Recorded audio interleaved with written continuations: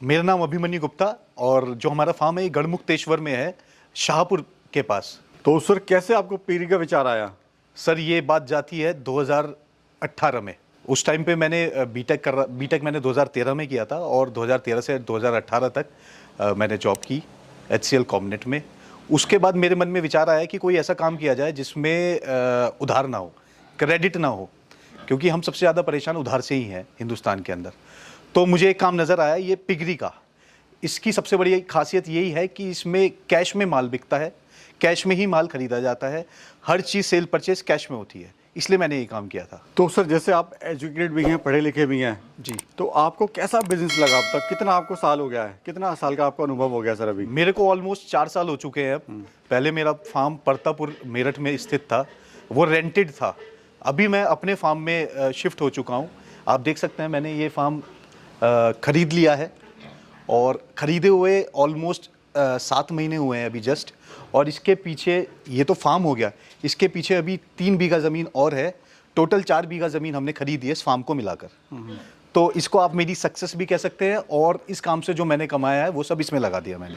तो कैसा आपका अनुभव रहा सर? किस तरह का आपका तजुर्बा रहा? क्या ये काम वाकई में सही है या जस्ट लगता है कि वीडियोस में या लोग बोलते हैं कि अच्छा है नहीं है? तो आपका क्या तजुर्बा रहा सर? सर अनुभव तो यही है ना कि मैं पहले रेंटेड था और अब अपने फार्म में शिफ्ट हुआ हूँ, तो जाहिर सी बात है कुछ कमाया है तो ही इस काम में लगाया है। और आगे कितने एनिमल से आपने स्टार्ट किया था सर? सर मैंने 50 फीमेल से चालू किया था काम, प्रेग्नेंट फीमेल। आज कितनी फीमेल है या मेल है सर? आज हमारे पास ऑलमोस्ट यहाँ पे जो नई यूनिट चालू की है, यहाँ पर आप मान के चलिए 80 के अराउंड हम फीमेल्स प्रेग्नेंट कराएंगे और उनसे सालाना मान के चलिए आप 1800 के आसपास बच्चे फैटनर बनाएंगे। पहले फार्म आपका रेंटेड था लेकिन अभी आपका खुद का लैंड है, यहाँ पे फार्म आपने अच्छा डेवलप किया हुआ है। जी जी जी। कैसा महसूस करें सर अभी आप? सर महसूस तो बहुत अच्छा होता है जब अपनी मेहनत रंग लाती है, हर किसी को अच्छा लगता है। ऐसे ही सेम कंडीशन मेरे साथ जाती है सर, बहुत मेहनत करी है लेकिन मेहनत के साथ दिमाग खोलकर काम किया है। और यही मैं अपने नए यूज़र्स जो इस वीडियो को देख रहे हैं उनके लिए समझाना चाहूँगा कि किसी भी काम को करें तो पूरी ईमानदारी के साथ और दिमाग को पूरा यूज़ कर काम को किया जाए तो उस काम में सक्सेस हम 100% मिलेगी। सर अक्सर देखा गया जो युवा है जब वो फार्म स्टार्ट करता है तो बहुत सारे क्वेश्चंस होते हैं मन में, माल बिकेगा नहीं बिकेगा, फार्म चलेगा नहीं चलेगा, कहीं लॉस ना हो जाए। तो जब आपने स्टार्ट किया था आज से 4 साल पहले की बात करें तो उस टाइम आपके मन में क्या था? क्या आप फुली कॉन्फिडेंस थे कि मैं इसको चला पाऊंगा नहीं चला पाऊंगा या देख लेंगे जो होगा आगे? सर देखिए, आप ये बात समझ सकते हैं कि कोई अनपढ़ आदमी है और कोई पढ़ा लिखा है, तो उन दोनों के बीच में डिफरेंस ये है कि जो पढ़ा लिखा होगा वो किसी भी चीज़ को करने से पहले 100 बार सोचेगा। जिसने पढ़ाई लिखाई नहीं की है, जो अनपढ़ है, वो तुरंत किसी की बातों में आकर, बहकावे में आकर काम को कर लेगा। तो मैंने भी जब काम स्टार्ट किया था 2018 में, तो 2016 से 2018 तक जब मैं जॉब भी कर रहा था तो 2 साल पहले रिसर्च करी है बहुत ज़्यादा। आप मान के चलिए 20 फार्म पे मैं कम से कम घूमा हूँ, 4 जगह ट्रेनिंग ली है। ट्रेनिंग में भी बहुत सारे पैसे इन्वेस्ट करे हैं और बहुत लोगों ने लूटा भी है, लेकिन उसके बाद जाकर गिर पड़कर संभल कर आज मैं यहाँ तक पहुँचा हूँ और मुझे बहुत खुशी है। तो सर ट्रेनिंग कितनी ज़रूरी है? क्या प्राइवेट से ट्रेनिंग लेनी चाहिए या गवर्नमेंट से लें? ये बड़ा लोग कन्फ्यूज रहते हैं सर। सर देखिए, मेरा तो ये मानना है ट्रेनिंग में ना, ट्रेनिंग वर्ड का मतलब मैं ज़ीरो मानता हूँ, क्योंकि ट्रेनिंग से कुछ होना नहीं है। मेरा ये मानना है कि ट्रेनिंग की बजाय अगर पुराना फार्मर नए फार्मर के साथ अपना एक्सपीरियंस शेयर करे तो वो ज़्यादा बेटर है। उससे वो ये भी सीखेगा कि इस काम में नफ़ा है या नुकसान है, क्योंकि जो पुराना फार्मर होता है ना, वो नए फार्मर को एक्चुअल बात नहीं बताता है। वो इसलिए नहीं बताता है क्योंकि उसको ऐसा लगता है कि कोई कंपटीशन जनरेट हो जाएगा, लेकिन एक्चुअल में कोई कंपटीशन नहीं है इस काम में। आप चाहें तो 1000 लोग एक साथ काम कर सकते हैं कि छत के नीचे। सर नए फार्मर के बड़े डाउट होते हैं मन में, बड़ी शंका होती है कि माल कहाँ बेचेगा, क्या माल उसका बिक पाएगा नहीं बिक पाएगा, कहाँ बिकेगा, वो बड़ा सा संकोच में रहता है। आपका क्या कहना है सर इस बारे में? सर माल बिकने के लिए कोई कॉन्टैक्ट तो होना चाहिए। जो नया फार्मर होता है उसके पास कॉन्टैक्ट ही नहीं है ट्रेडर्स का, जो माल उठाते हैं और सीधे नागालैंड और असम लेकर जाते हैं। तो ये जो एक प्रक्रिया है उसमें पुराना फार्मर नए फार्मर से वो कॉन्टैक्ट छिपाता है, आसानी से बताता नहीं है, क्योंकि उसको ऐसा लगता है कि शायद जो ट्रेडर होगा वो उसको कम रेट देगा अगर वो कंपटीशन अपना बढ़ाएगा मार्केट में। तो ये एक बहुत बड़ी प्रॉब्लम है जिसके ऊपर हर कोई बात नहीं करता है, लेकिन मेरे को बोलने में कोई डर नहीं है। तो सर प्रॉफिट कितना सर आपको हो जाता है इससे? प्रॉफिट ये मान के चलिए, अगर हम फैटनिंग की बात करें, जो कटिंग वाला माल हम तैयार करते हैं साल भर में, उसमें 30 से 40% का मार्जिन है। 30 तब है जब मैनेजमेंट थोड़ा लो है, स्लो है, और 40 तक तब जाता है जब आपका मैनेजमेंट हाई है और हाई प्रोटीनियस जो हम फूड है, डाइट अगर जानवर को दें तो। अगर एक फीमेल की बात करें, एक फीमेल को कितना समय लगता है 100 kg होने में, कितनी लागत आती है, कितना मुनाफा उससे हो जाता है सर? एक गणित जो है वो समझाइए। ये मान के चलिए कि जब जो एक प्रेगनेंसी पीरियड है वो 114 दिन का है। 114 दिन का जो प्रेगनेंसी पीरियड है, उसके बाद जब बच्चे डिलीवर हुए मादा से, फीमेल से, तो वो 45 डेज तक दूध पे रहते हैं मादा के नीचे, मिल्किंग करते हैं। उसके बाद हम उसको फ्री कर देते हैं मादा से, उसकी विनिंग कर देते हैं, यानी कि अब वो इतना काबिल है कि खुद दूध छोड़कर वो फीड पर आ सके।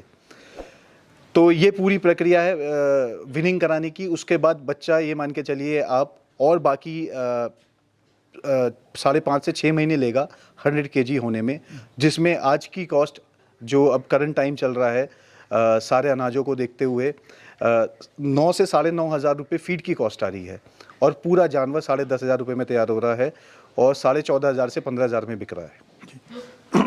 सर, ब्रीड का होना क्यों ज़रूरी है फार्म पे? क्योंकि जो नए फार्मर को नहीं पता होता कि किस तरह की ब्रीडिंग को लानी है, ब्रीड क्यों ज़रूरी होनी चाहिए, क्या वो चीज़ें हैं जो हमें पता होनी चाहिए ब्रीड लाने से पहले। तो आपका क्या कहना है सर इस बारे में? तो ब्रीड एक तरीके से आप मान के चलिए, जब हम कोई नया घर बनाते हैं, अगर मैं आपसे कहूँ आप घर बनाओ बिना नींव के, तो क्या घर बन जाएगा आपका? ऐसे ही पिगरी में चलता है कि अगर ब्रीड अच्छी नहीं होगी तो वो फार्म भी नहीं टिकेगा।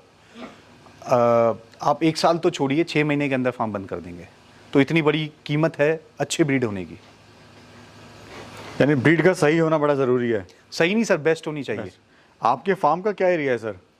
अभी तो सर जो कवर्ड एरिया है फिलहाल का, जो हम 4 बीघे में से जो हमको बना बनाया मिला है, ये मान के चलिए आप 1 बीघा है, और बाकी अभी 3 बीघा खाली है। और जैसे जैसे अब हमारे एनिमल बढ़ते चले जाएंगे, इस नई यूनिट में हम एक्सटेंड करते चले जाएंगे। सर, जो नया फार्मर होता है उसको नहीं पता होता फार्म जो कंस्ट्रक्शन कर रहा है उस पर कितना बजट लगाना है, एनिमल पे कितना बजट देना है, खिलाई पिलाई पे कितना रखना है, कितना बैकअप में रखना है, कहीं ना कहीं जाके एंड में उसको लॉस हो जाता है। तो किस तरह से अपने बजट को डिवाइड करें सर? सर ये मान के चलिए, सपोज कीजिए आपके पास 10 लाख रुपए हैं, अब कोई नया फार्म खोलना चाहता है, तो उसको ये जो 10 लाख का बजट है उसको 3 हिस्सों में बांटना पड़ेगा।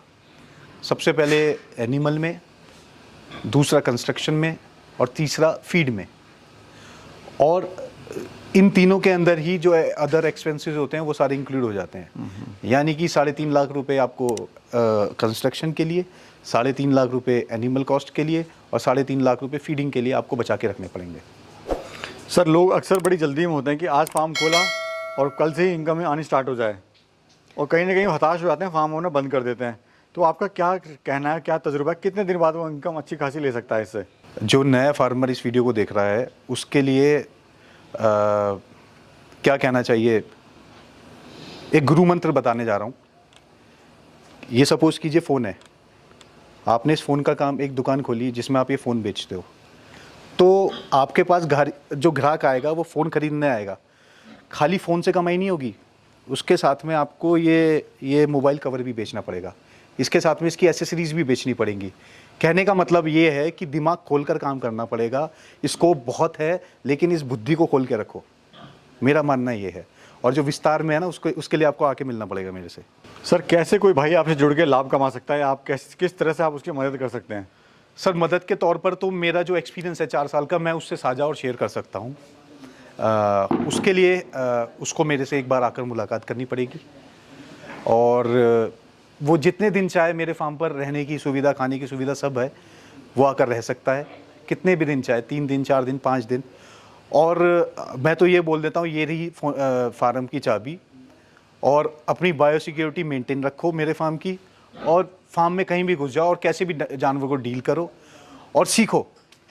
लेकिन उस सीखने की जो पीछे कुछ छोटा मोटा खर्चा आता है, उस खर्चे को आप पे करो और काम को सीखो और तरीके से काम को करो। ये मेरा अपना खुद का एक्सपीरियंस और मैं जो बताना चाह रहा हूँ। जो हमारे युवा बेरोजगार भाई हो, आप क्या संदेश देना चाहते हो सर?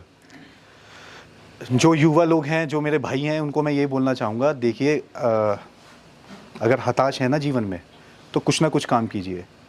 और मैं ये नहीं बोल रहा हूँ खाली पिगरी, कुछ भी काम कीजिए लेकिन पूरा दिल से कीजिए। पिगरी तो मैं इसलिए बोल रहा हूँ क्योंकि ये मेरा खुद का एक्सपीरियंस है और इसमें मैं सफल हो चुका हूँ। तो जिन लोगों को कुछ समझ नहीं आ रहा है कि अब जीवन में क्या करें, कुछ कोई लाइन समझ में नहीं आ रही है, कोई बिजनेस समझ में नहीं आ रहा है, कोई व्यापार समझ में नहीं आ रहा है, क्या करें, तो आकर मुझसे मिलें एक बार, मैं उसकी इस परेशानी को हल करूँगा।